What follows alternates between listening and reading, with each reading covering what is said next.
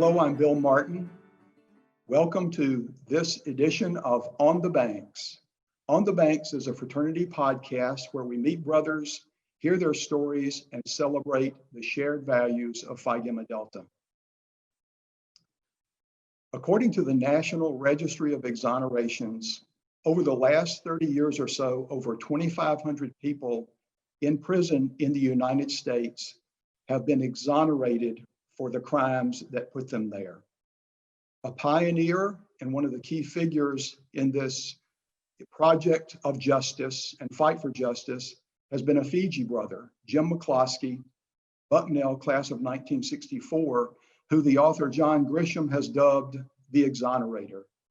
In 1983, Jim founded Centurion Ministries, the very first organization dedicated to freeing those from prison who have been wrongly convicted. Since that founding, Jim and his colleagues at Centurion have secured the exoneration of 64 people, men and women, who were serving life or death sentences for crimes they did not commit. Jim's recently published his memoir, When Truth Is All You Have. When Truth Is All You Have. He joins us today from his home in Princeton, New Jersey. Jim, thank you for being with us. Bill, it's my privilege to be with you. I've been looking forward to this ever since we arranged it, and I really appreciate you, selecting me as one of your podcast interviewees. So thank you very much. It's an important story, and I think our viewers and listeners are going to figure that out as it unfolds. But even before you founded Centurion in 1983, you had led a pretty interesting life. So tell us about your life prior to founding Centurion. Yeah, when I graduated from Bucknell in 1964, I wasn't quite sure what I wanted to do. I knew I wanted to go into business and was hoping to be, my ambition was to be a successful business person, whatever that meant.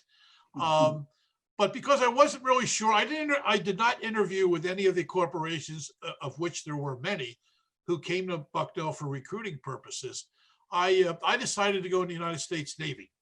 So I went to OCS, graduated in late 1964 as a young ensign Navy officer, and they assigned me to Japan, which is what I had asked for, and miraculously received it. Shore duty in Japan. And I was assigned to a Navy base in Yokosuka as a communications officer. Anyway, I spent 3 years as a Navy officer. I really relish my time in the service, half of which was in Japan and the other half was in Vietnam. I volunteered to go to Vietnam because I felt that in those days, before I went to Vietnam, I believed in our goal, which was to stem the tide of communism. By the time I left Vietnam, I had a very different view. Yes. However, it was a great experience for me. I was an advisor to a Vietnamese junk fleet. I lived on a base with Vietnamese as an advisor, and we would patrol the rivers of the Mekong Delta and the South China Sea, and did a number of other kinds of missions in the Mekong Delta looking for VC. But anyway, when I left the service, by that time I had formulated a plan, and I wanted to become an international businessman and hopefully get an assignment to Tokyo. So I went to the American Graduate School for International Management, as it was called then, in Glendale, Arizona. And once I graduated from there, I went to Tokyo and was able to secure employment with a management consulting firm. And we would work with Western companies, mostly American firms, and do market research so they could understand the Japanese market, as well as we would assist them in their joint venture negotiations with Japanese companies we had targeted and recommended for them. And then I, after that 5 or 6 year period of time, I returned home to Philadelphia, where I'm from, joined another management consulting firm called the Hay Associates, and my responsibility for them was to develop business with Japanese subsidiaries in America and set our consulting office up in Tokyo. So those activities and responsibilities took me through for 15 years post Bucknell.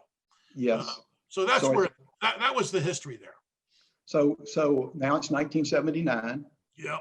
You're 37 years old. Yes. Along that career path that you had thought about for so long and thought was the one for you, and then you made a different decision and took a drastically different career path.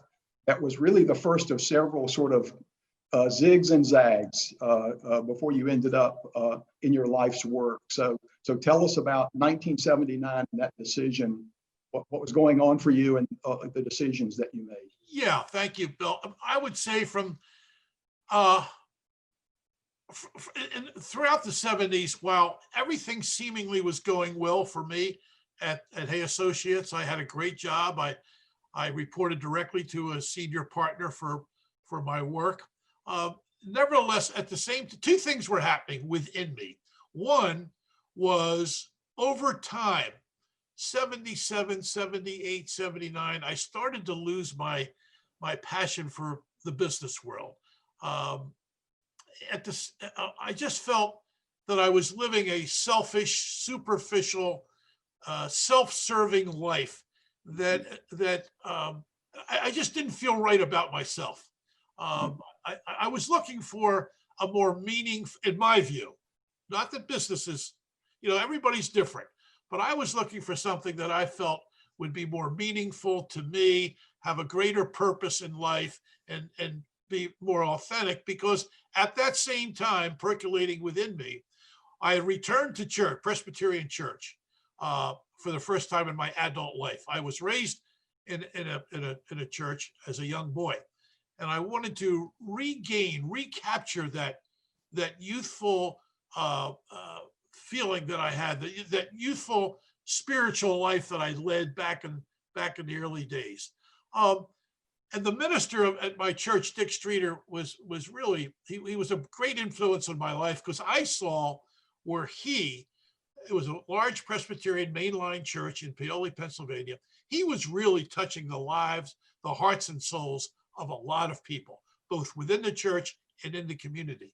I looked at him as a model. There's somebody who's really, really serving a lot of people in very significant, meaningful ways. I wanted to do that. That, to me, that's the life that I felt called to lead. So in 1979, I came in and told my boss, Bill Dinsmore, that I've decided to leave the business, not just leave Hay, but to leave the business world altogether and go into the ministry. Therefore, I'm going to go up to Princeton Theological Seminary. And he said to me, Jim, I didn't even know you went to church. So that's an indication that I still had one foot in the secular world and the other foot in the spiritual world, and I was getting split. And it was time in my life, I was 37, as you pointed out. It was time in my life to really announce, who was I? What was my real identity? And the Gospels by that time had taken hold of me. The scriptures were my meat and drink. And when I would read the words of Christ, one passage, if he who saves his life will lose it, he who gives up his life or loses his life for my sake will find it. So I wanted to find a new life, which I believed at that time was going to become an ordained church pastor. In order to qualify for that, you had to graduate with a 3-year Master of Divinity. So off to the seminary I went. Yes. And at seminary, you had an internship. After early on in your seminary time, you had an internship. That's correct. Right, So, and that was that led to kind of down a new path for you, didn't it? That was the second fork in the road.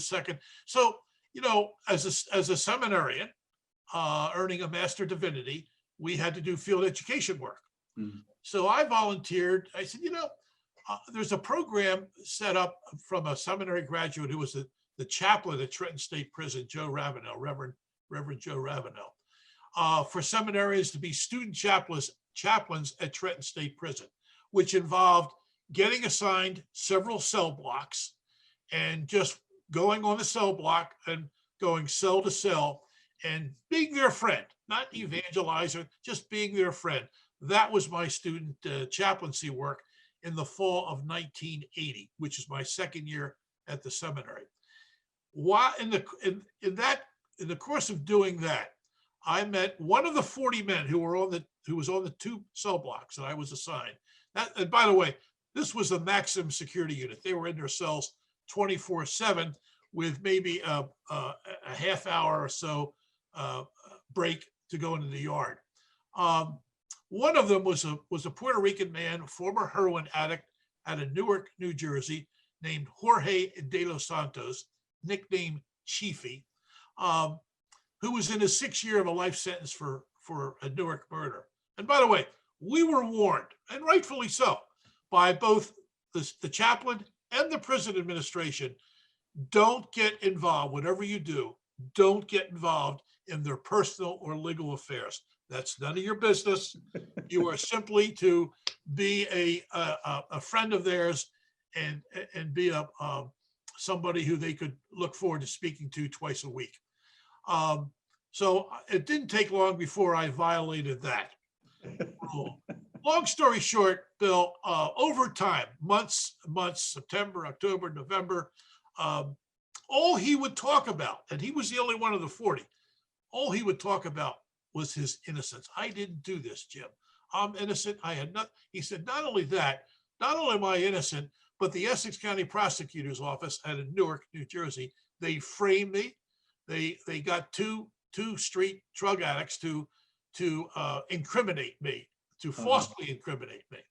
Wow. So I had read the trial transcripts over the Thanksgiving holidays, and I came to believe he was innocent. So he, like you said, but to emphasize a point, out of 40 people, you know, the story is everybody in prison says they're innocent, Right. Yeah. right? Out of the 40, he was the only one who claimed to be innocent. Not only that, but some of the men were telling me what they did.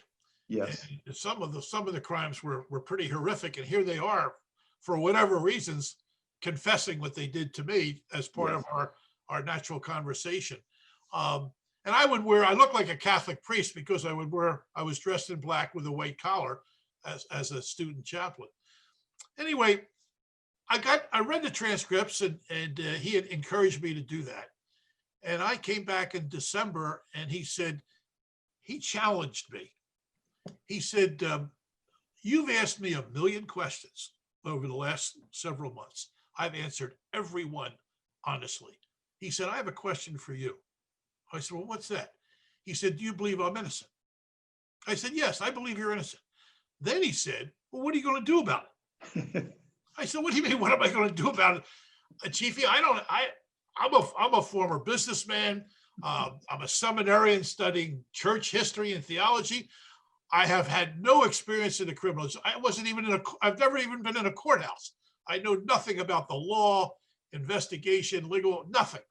He said, well, I've been on my knees for the last 6 years praying for God, to send somebody to me to help free me.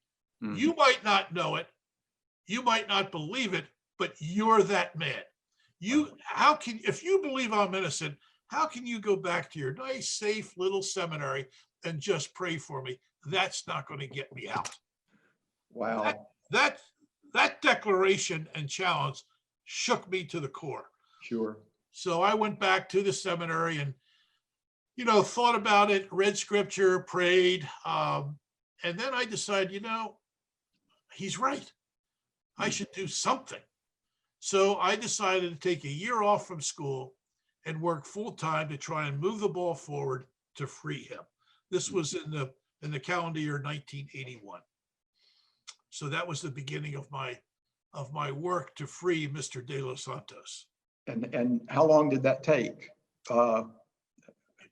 Right. It took by 1983, by July of 83, everything had come together. First of all, that was the day that on July 26, 1983, a great lawyer who I had found and was able to pay some money to, Paul Castellero, Paul and I freed and exonerated Mr. De Los Santos on July 26, 1983. Now, during those 2.5 years, I had returned to the seminary after to finish my studies and my degree after that 1 year of leave of absence, independent leave. But I had also, during those 2.5 years of finishing my studies, continuing to work on behalf of Mr. De Los Santos, I had met 3 other New Jersey lifers in whose innocence I had come to believe. And I was introduced, when I was visiting Chiefy, I would meet these 3 men as well in the yard or in the visiting hall, whatever. And so in the summer of '83, I had my third choice to make. As you say, this was my zig or zag. Mm-hmm. All right, what am I going to do now? Am I going to go on and get ordained as a Presbyterian church pastor, which is why I went to the seminary in the first place? Or is God calling me to something very different? And that is to, as I did with Chiefy, to help free innocent people in prison. Well, by that time I was broke. However, at the same time, 2 things happened that enabled me to make the decision to do the latter. One was my parents came into some extraordinary income, and they gave each of their 3 children a $10,000 tax-free gift.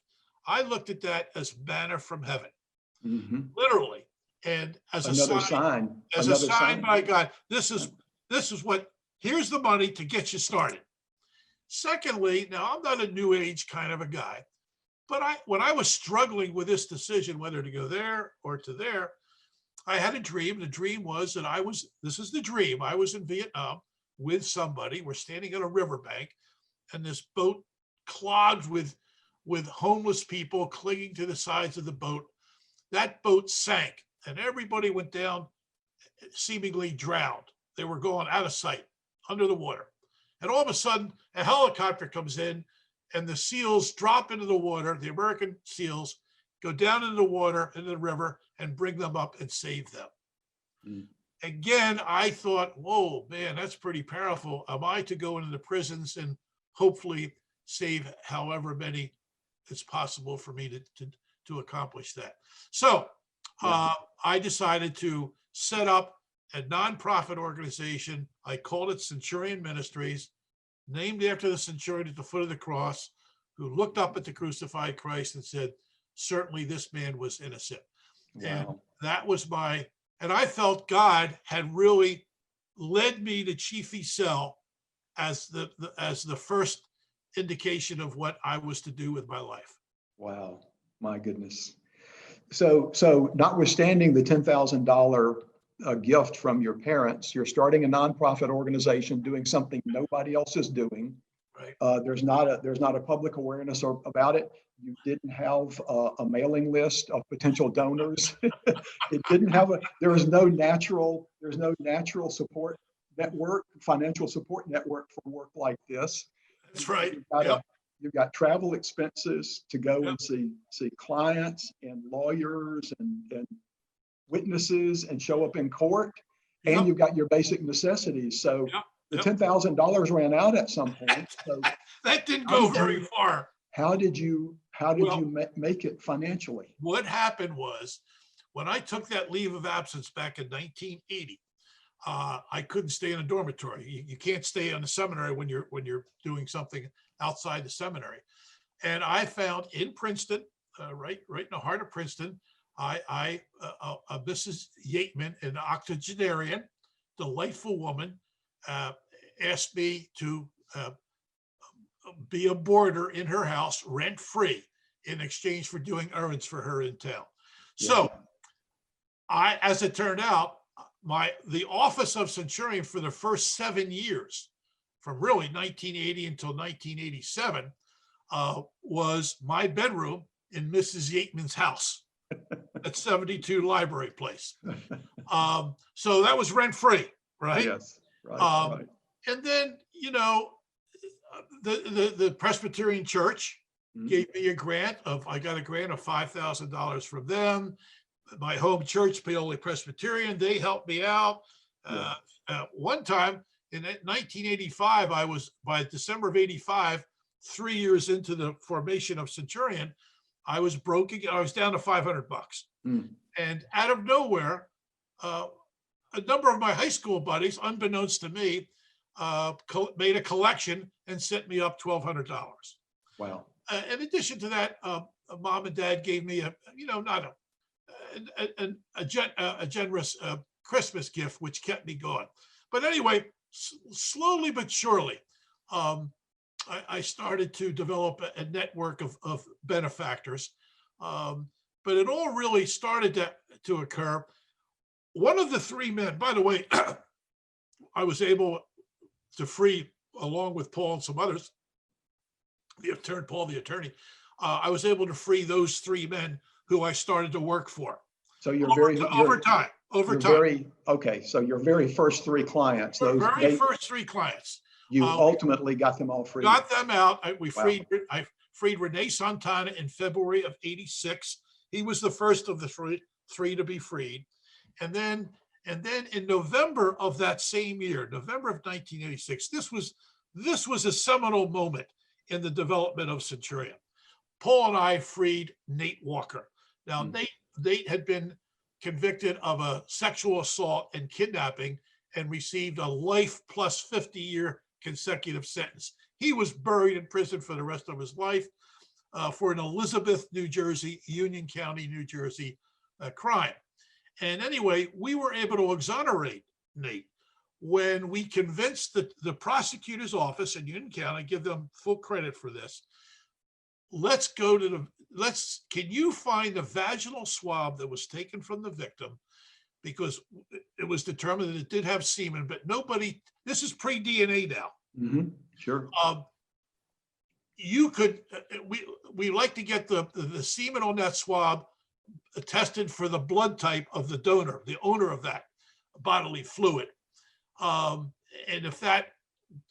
everybody agreed that belongs to the rapist. Well, the prosecutor sent this swab. He found it 11 years after the crime, miraculously, and sent it down the FBI, that crime lab, and they came back with the results. The rapist, the donor of that semen on the swab, was blood type A, but Nate was blood type B. That exonerated him. Yes. That was a huge story. In those days, in let's say the mid 1980s, when an innocent man or woman, but a man was exonerated, that had long legs of publicity and notoriety because it was so rare. Yes. As a result, Nate and I were on the Today Show with Brian Gumbel. We got the 7:10 a.m. slot, which is the prime slot. And as you pointed out earlier, I was the only one. I was still alone at that point, but I was working out of Mrs. Yateman's bedroom. I was the only one in the world, let alone the United States, who was systematically and organically working to free innocent people in prison. So, as a result of getting on the Today Show, People magazine did a huge article on that. We got some notoriety. Letters started pouring in from all over the country to poor Mrs. Yateman's house, from XYZ state prison here, state prison there. And that poor woman was, what is going on? All these convicted murderers and rapists are writing you at my house. So, but she was quite the woman. And although it made her nervous, she allowed me to stay there. Yes. So anyway, several things happened as a result of that. Foundations started contacting me, getting back to your original question. Yes. And they started supporting, because with results, what the world wants results, and rightfully so. Right. When you get results, you get credibility. With credibility, then people start to notice the work that you're doing, and it becomes much easier. Once you start building a record of exonerations, it becomes easier to attract benefactors, whether they be institutional or individual. And money starts to come in. Not And a you, lot, but taking yeah. it to another level. And so initially you had stepped forward in faith, as the saying goes. You had stepped Yeah. forward in faith, and you were rewarded. So, but now you've got, in addition to getting funded from that publicity you had, you've also got more business than you can handle. So how do you decide? How did you decide, and how do you decide which cases? Obviously, you've got to be persuaded that the person is innocent, but Right. but even beyond that, there's what are the factors there that in that triage that causes you to decide, yeah, I'm going to take this case out Well, of. first of all, it's important to point out that as a result of this publicity, um, a woman and her husband, Kate Germond, had just moved to New York City from California. Her husband got a job in New York City. She read about this Nate Walker exoneration and the work that I did on his behalf in the New York Times. So she contacted me. She became the second Centurion employee. Mm-hmm. And that was another gift from God, because Yes. she's smart as a whip. She was about just a couple years younger than me. And she would commute from New York City down to Princeton and work in my bedroom while I was out investigating cases. Yes. Anyway, she helped me organize a filing system, a system to review these letters that were coming in and kind of help to separate the wheat from the chaff. But it became one case really stood out, and that was the case of a man on death row in Texas, Clarence Brandley, who was. This is in December of 1986. He was due to be executed. All his appeals had been exhausted on March 26, 1987. That got our attention. Yes. So while Kate stayed in Princeton organizing and responding to these various petitions for help, I went down to Texas and worked on the Clarence Brandley, presented myself to his attorneys, and they were kind enough to embrace me as part of their team, and together we worked to free Clarence. But to answer your question, over time, Kate and I has developed a system that to this day we still use, and that is this: we never take a case on. Yes. Until part of the selection process is, over time, and it takes time, we get the entire written record of the case, police reports, legal briefs, trial transcripts, any post-conviction hearings transcripts, and we study those carefully. We also correspond with the inmate and ask the inmate a ton of questions. And you develop a rather voluminous correspondence, because the last step in the selection process is, some of these cases rise to the top. Yes. You see things that just leap out at you off the pages, and that is an eyewitness testimony. Well, you come to understand that could he really have seen what he said he saw, given the distance and the darkness of the night, because in Chiefy's case, the first one, that was a lying eyewitness, and it became evident to me early in my investigation that, because I went to where he stood, where he claimed to have been when he claimed to have seen Chiefy run away from the scene of the crime after hearing gunshots, it was physically impossible for him to have seen what he said he saw because of the distance and the darkness. So you see these things. He was also convicted, Chiefy was, a common criminal, Richard Della Sante, which in Italian means the same as De Los Santos, of the Saints. Anyway, Della Sante said Chiefy confessed the crime when they were in the Essex County Jail. That's another thing that they would see. And he was a criminal. He had testified on other cases, giving false jailhouse confession testimony. We were able to demonstrate that. And not only did he offer that testimony in other cases prior to and subsequent to his testimony against Chiefy, but the prosecutor knew that he had testified in other cases and allowed him to deny that he ever did such a thing. He swore perjury. Yes. So anyway, right. So as we're getting these different cases coming in, we're starting to spot some common elements that go into a false conviction. Yeah. Unreliable eyewitness testimony, use of criminals. And then you notice what the police didn't do that they could have done based on the police reports we receive. You notice what the inept defense lawyer didn't do, should have done. You begin to formulate an opinion, an evaluation of the case, and at the same time, formulate an investigative plan. So this is how we go about doing it. Let me just say this, and I'll wrap that part of it up. And that is this.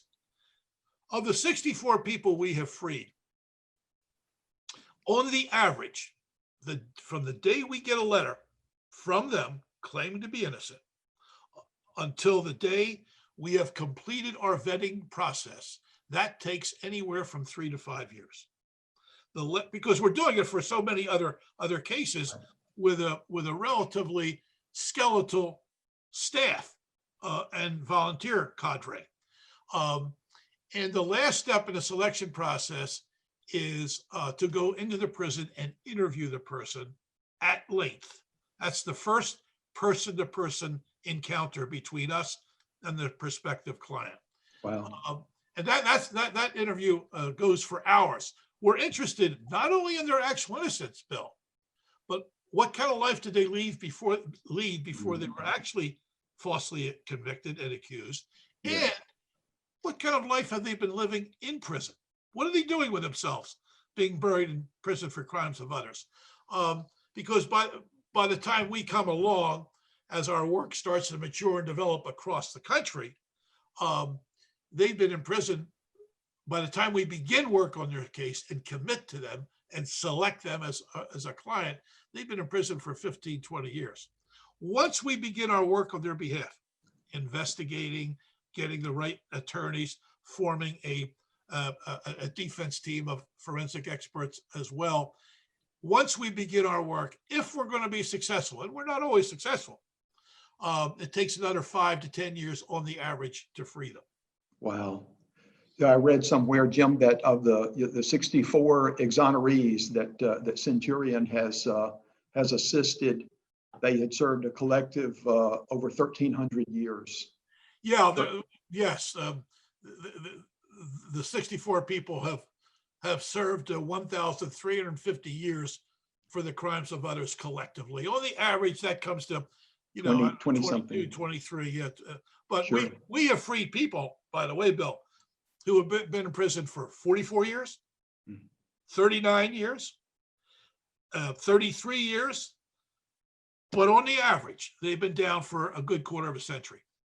In terms of the death sentence exonerees you've worked with, which one was closest to execution? Yeah, there's no question about it. And that's Clarence Lee Brandley. Now, he is the one who, soon after we freed Nate Walker with the blood typing in November of '86, his brother, Clarence Brandley, is on death row.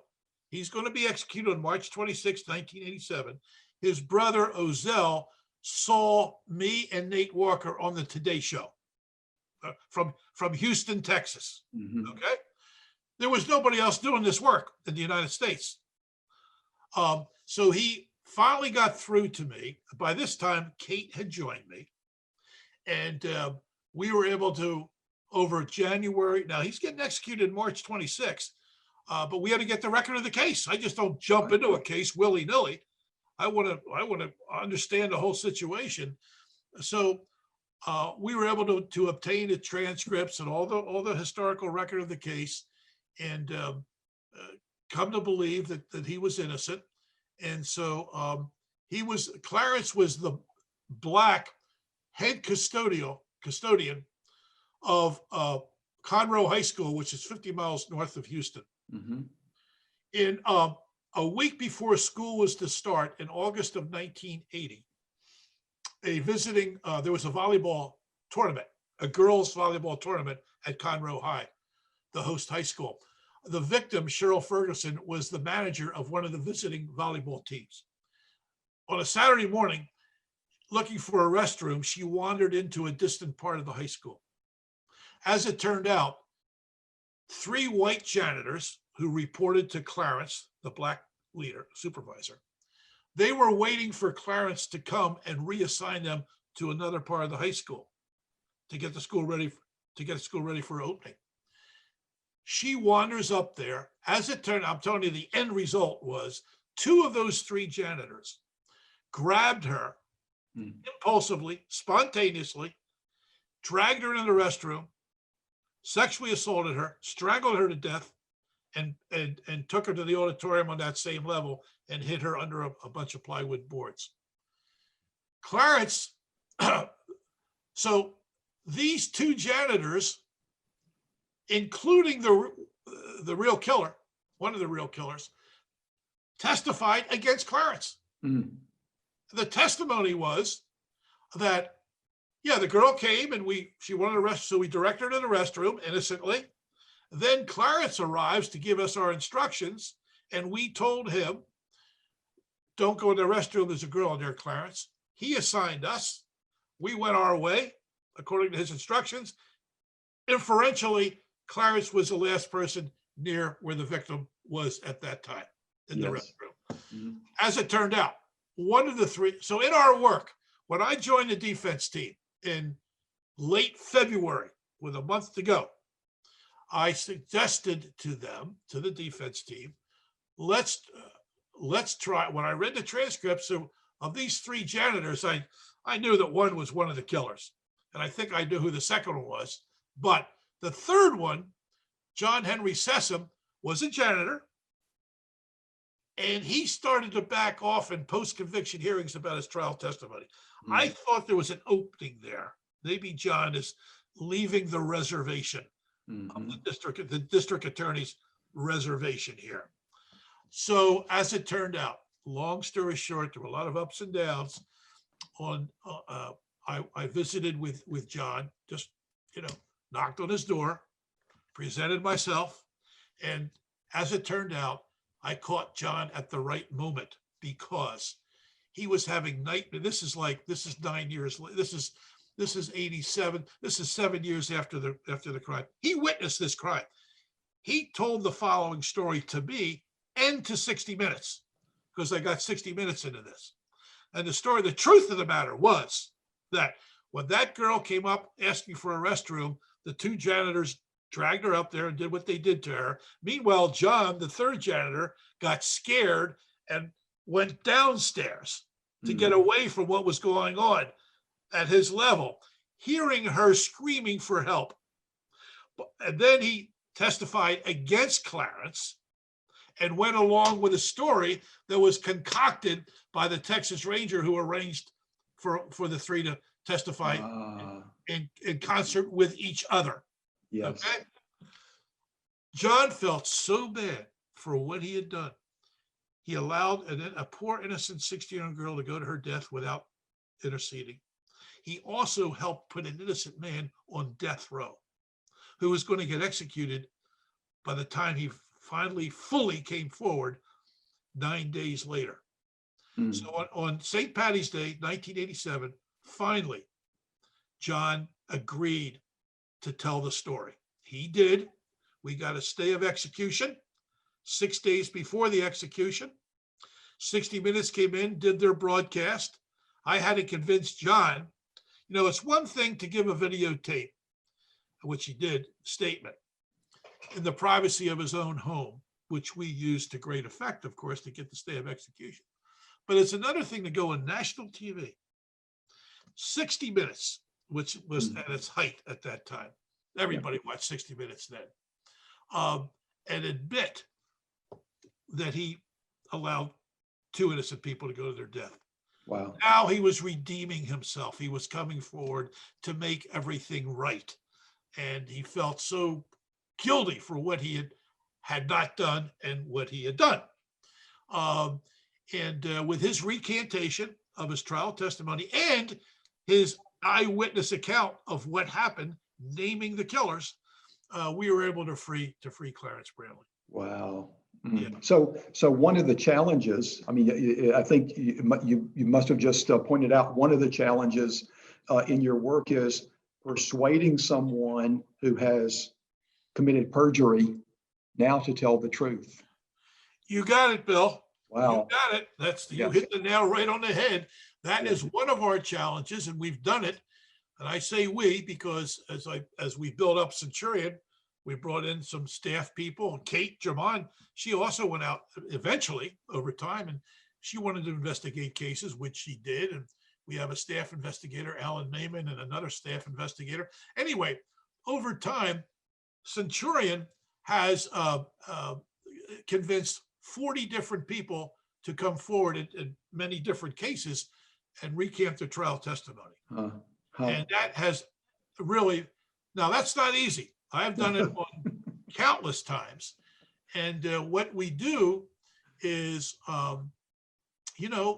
we formulate our investigation. Now, as an example, just one thing that sticks out, I won't go into details of the case, but we were able to free three soldiers from a Savannah murder.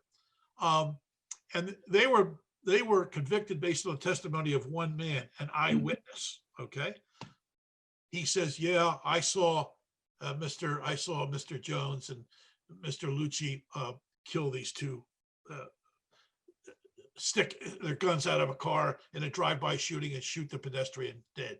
He made identification of two of the shooters, who were two of the three people we were working for. The third one was the driver of the car, allegedly. Anyway, 20 years after the trial, I'm knocking on the sole eyewitness door. His name was James White. Turned out he was a self-proclaimed minister, but he was Reverend James White, and he would preach to, basically storefront churches in Georgia. Anyway, when I came along 20 years later, again, he knew that he had lied. He knew that he had sent 3 innocent men to Georgia prisons for the remainder of their lives. But he did it because the prosecutor, needing a conviction, and the police, the Savannah police, threatened him. Listen, you're an eyewitness to the crime. You said you saw that car pull in the intersection and 2 men with AK-47s shoot the victim dead, who was a pedestrian. You said their car looks like these 3 soldiers. By the way, this is an outrageous. This is one of the most outrageous cases I've ever encountered.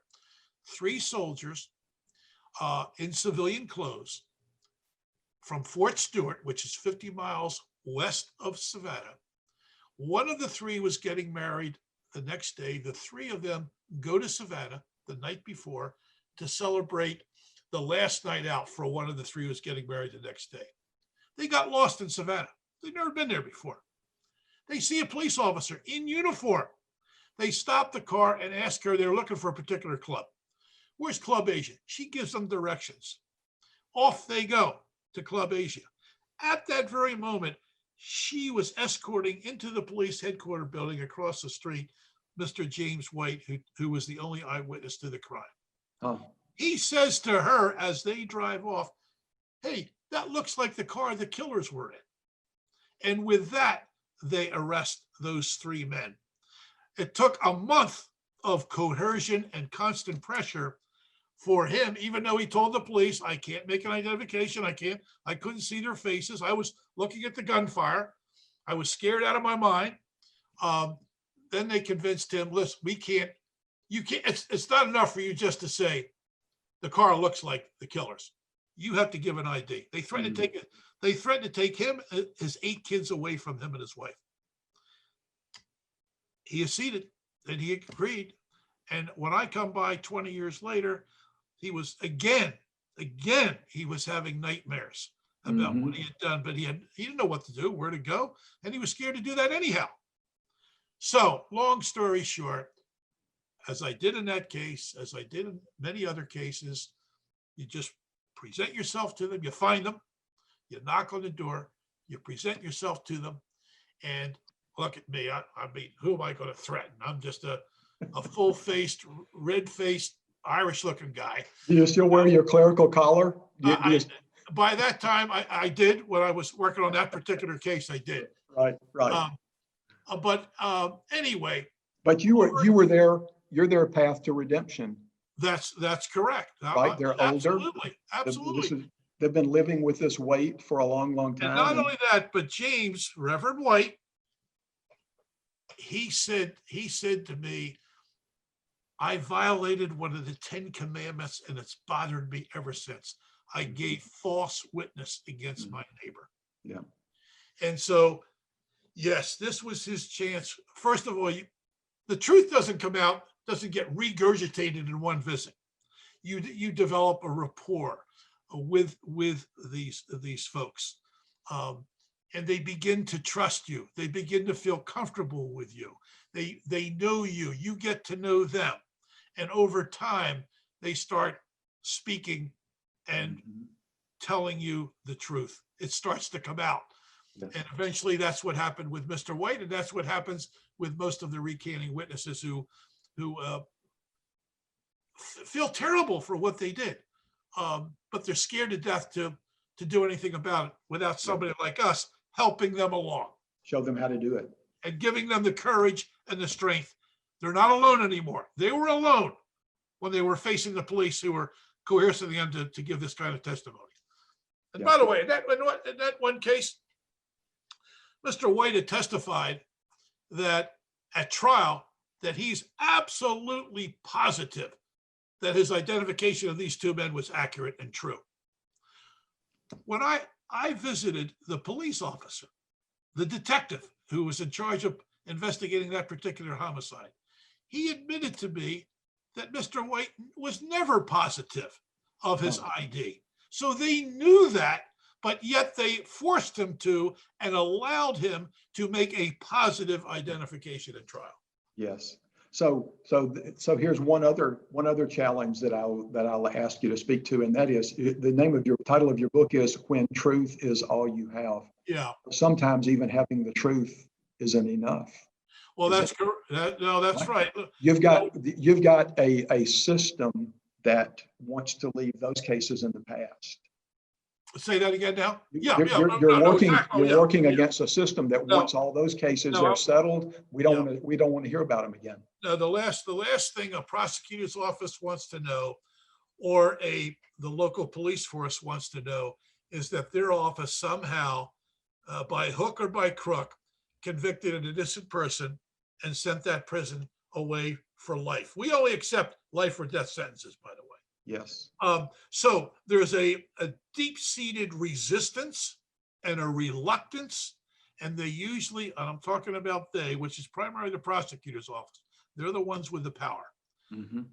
There's a real reluctance to accept this notion that maybe an innocent person or persons were wrongly convicted by either their predecessors or their own office. So they usually fight you tooth and nail. Yes. And that's another challenge. Now, DNA came out, was first used in 1989. And since then, 370, mostly men, have been exonerated as a result of DNA. What this has done has awakened those who, the judiciary and even prosecutors, wait a minute. We always thought that the public and the system always thought and was very comfortable and complacent in the view that the convictions were 100%, almost 100% accurate. Mm-hmm. Well, now through DNA, once somebody's been exonerated, DNA or non-DNA, you understand, you evaluate, well, who said what kind of witnesses were offered that were either false or erroneously incriminated the defendant. Yes. Eyewitness testimony has proven to be largely unreliable. Yeah. Of the 370 DNA exonerations, Bill, 25% of them, a quarter of those defendants, had confessed the crime to the police when originally arrested for that crime that they were later convicted of and then much later exonerated from. So nobody, I didn't even understand something like that. Why would an innocent person who was facing a life or death sentence, why would that person confess to a crime he or she didn't do? Well, the reason is that the interrogations, the police are looking for confessions. That's their main objective. We get a confession, we'll clear this case and move on to the next one. So there's unremitting and intense interrogation pressure to with a suspect to get a confession. And if you're in that little room by yourself with no help for 9, 10, 15, 19 hours over time, you'll say anything to get out, to relieve yourself of that pressure, thinking, well, all right, I'll tell them what they want to say and I'll sign it. But once I meet my parent, tell my parents or my friends, I can deny that I did it under pressure. Well, that's not so easy to do. Right. There's so many ways a case can go. Wrong. Go haywire. Yes. Yeah. It can go haywire so many different ways. You have bad eyewitness testimony. You have perjury. Perjury is pervasive in our courts of law. Yeah. Different people will lie for different reasons. I've just explained several in our conversation.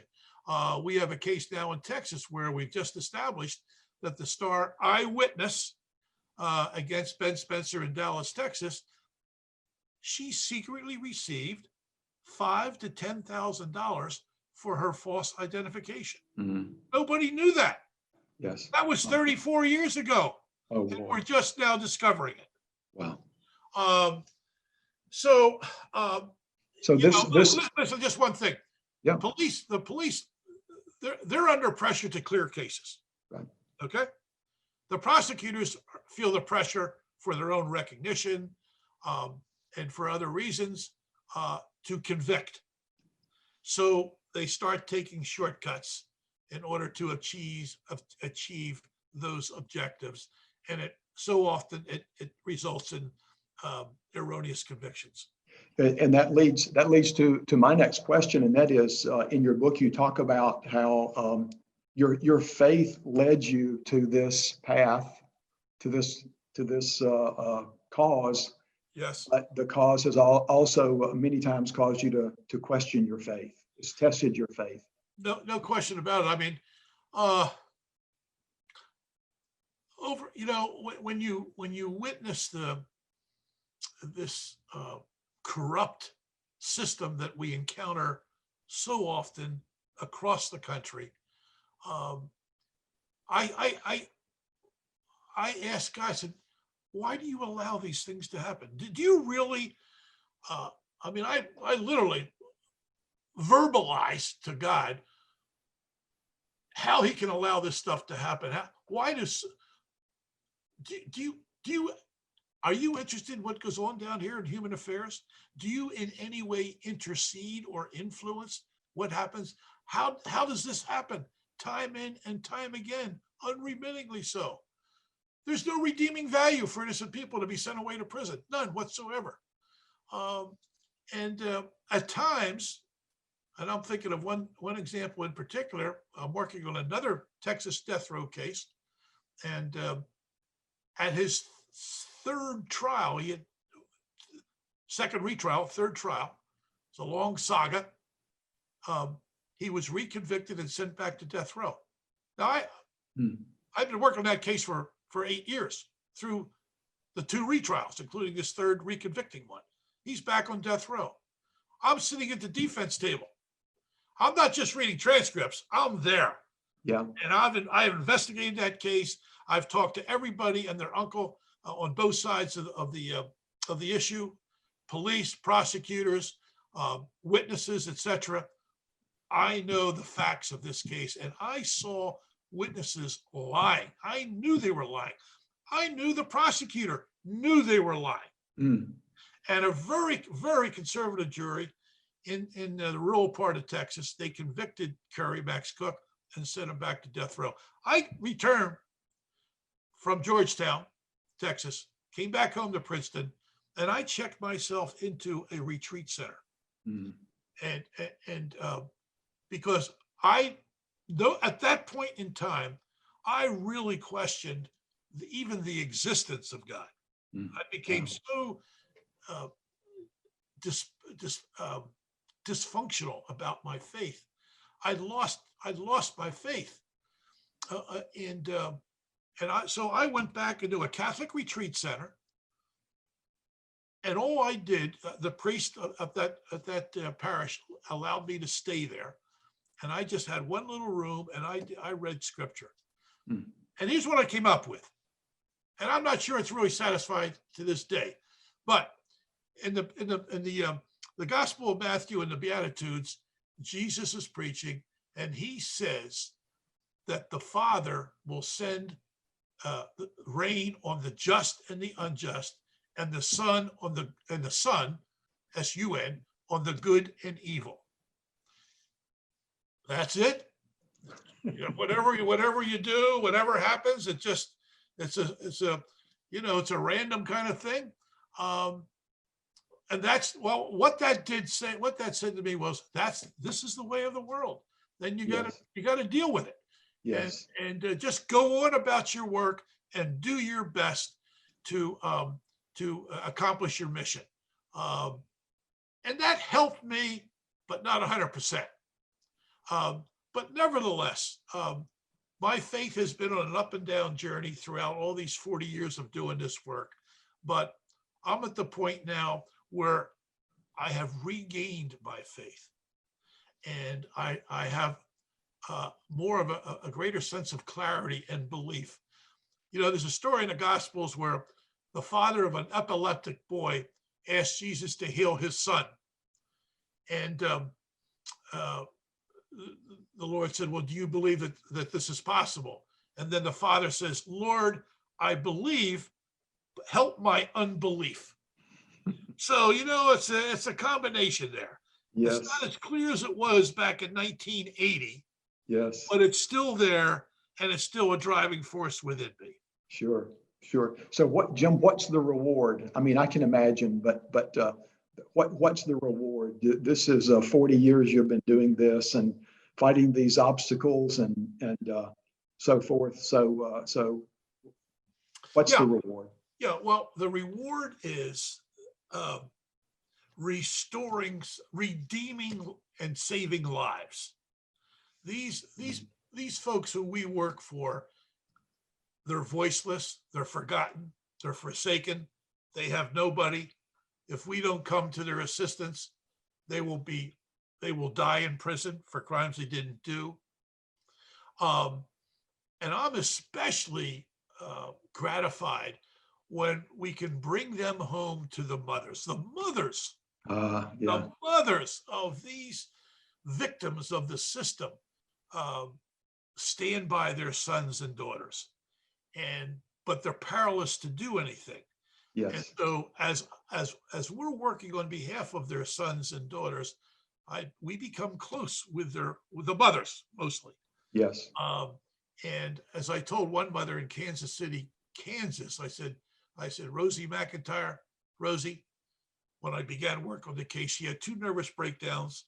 There was only her and her son. There was nobody else in the world to help her or her son, who was in prison for life for a Kansas City, Kansas double homicide.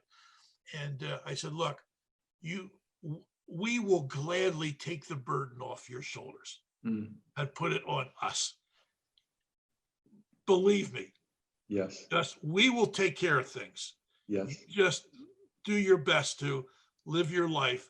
Don't worry about it. We'll take care of it.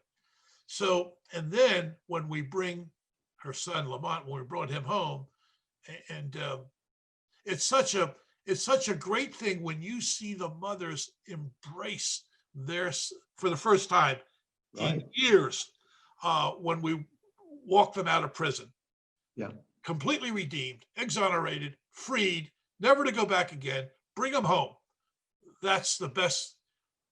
there's not a more joyful feeling in the world. And before you got involved, or Centurion got involved, they had given up hope, right?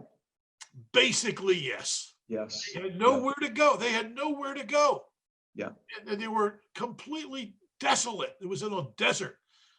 There was no hope. There was no one to help them or their wrongly incarcerated sons or daughters. It broke the family in two. And some of the family members, we're talking about 15, 20, 25 years. Yes. Most family members start to fade after a while. Sure. But the mothers don't fade, by and large. They don't fade. Right. And I love bringing the sons home to the mothers. That's what it's about. That's got to be an exoneration like that has got to be like winning the Super Bowl. But well, it's like, as they say, it's like hitting the lottery. yes, They hit the lottery, and we hit the lottery. And by the way, 64 times, you talk about my faith, is I got to step back here. Now, I see where we've made mistakes, certainly where the system has made mistakes, and why does this happen? But if I step back and look at the whole landscape, there have been 64 miracles. Yes. Right. Okay. Yeah. Given the challenges of undoing a conviction, which is 64 people who got their lives back because of that decision you made in 1983. So if I'm having a conversation with God in the afterlife, if I ever get up there and we're having a conversation, he said, "Hey, Jeff, how about these 64 people? You think maybe I had something to do with that? Maybe I guided you. Maybe I did this." It would be hard for me to say no. I don't think anything to do with it.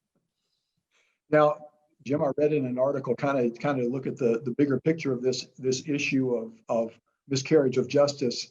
I read in an article that said that you believe there are tens of thousands of people imprisoned in the United States who are innocent. I do believe that.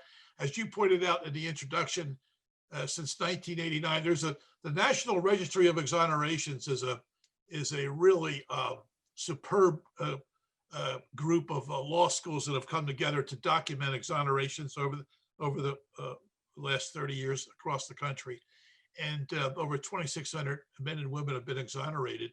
Now we only work on behalf of state people who've been convicted in counties. We don't take on federal cases.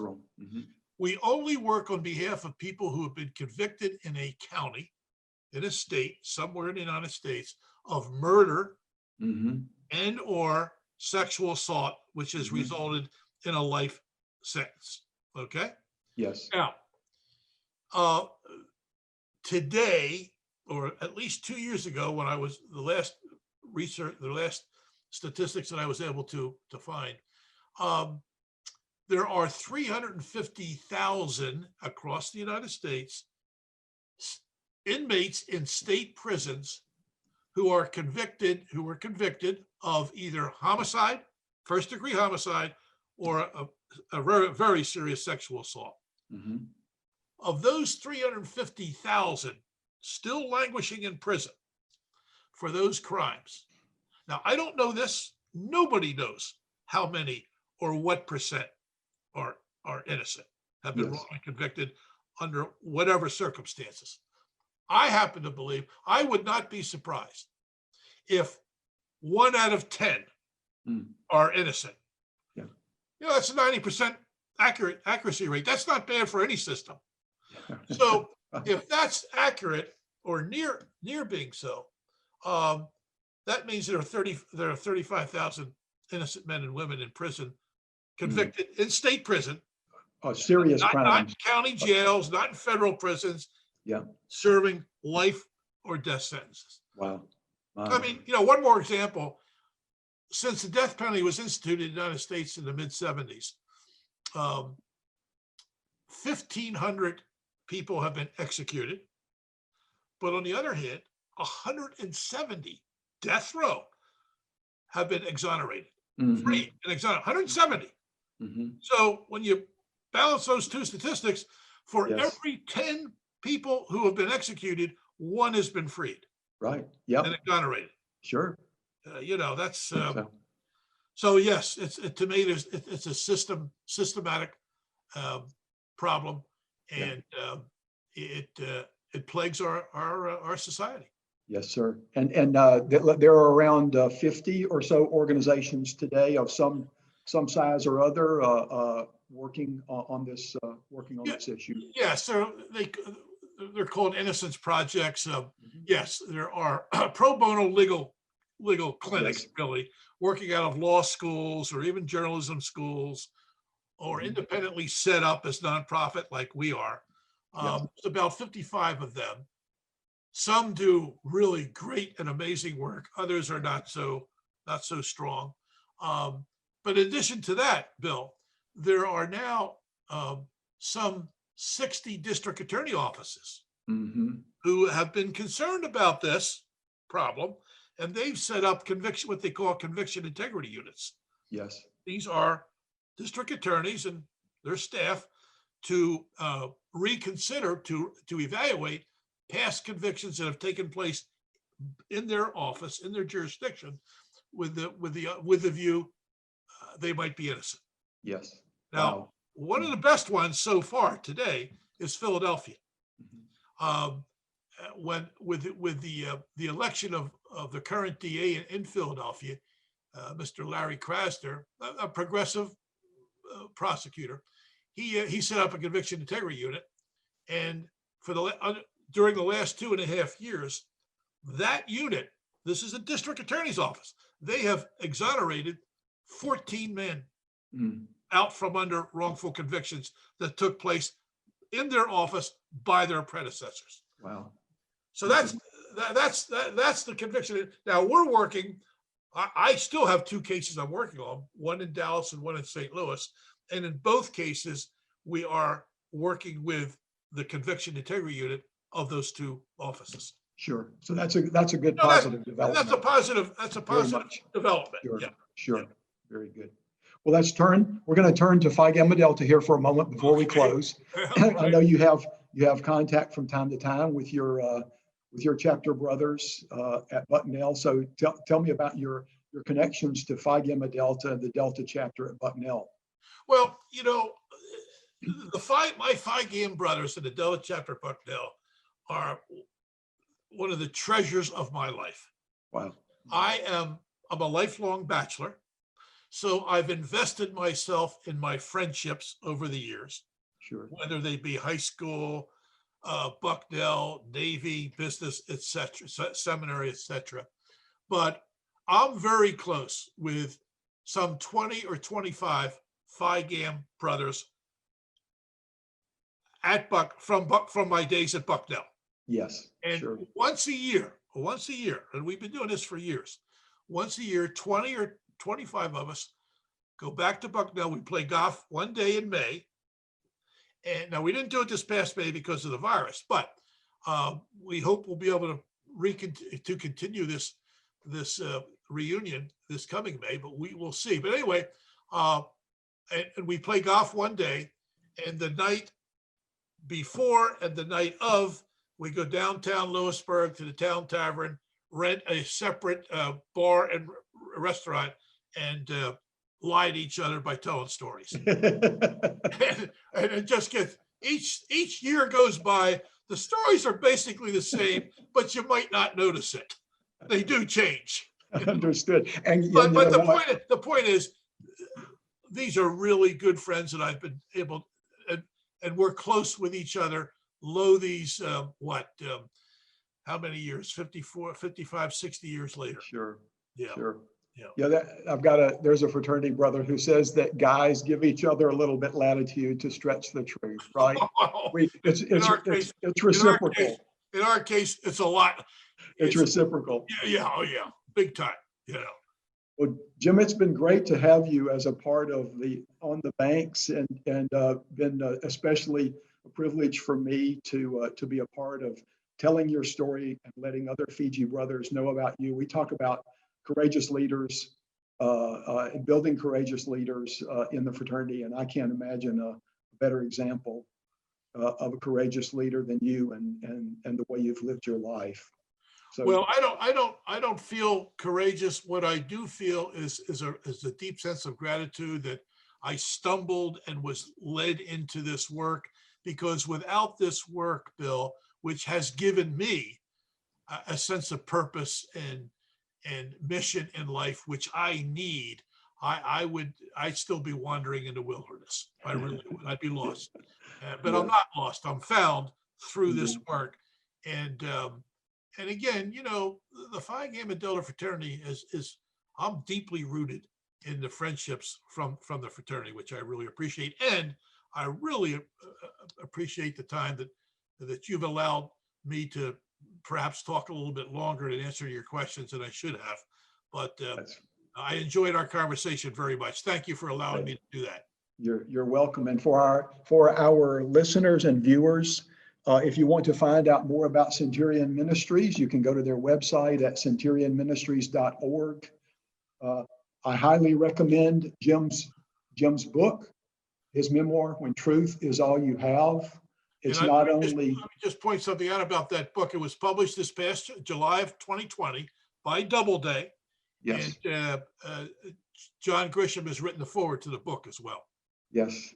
And I can tell you that it is not only interesting and inspiring, but has helped me to understand the importance of this issue of justice in our society and injustice. And thank the Lord for people like Jim McCloskey, who are working to make cases right as they have the energy, and God gives them the fortitude to do so. Amen, Brother Bill.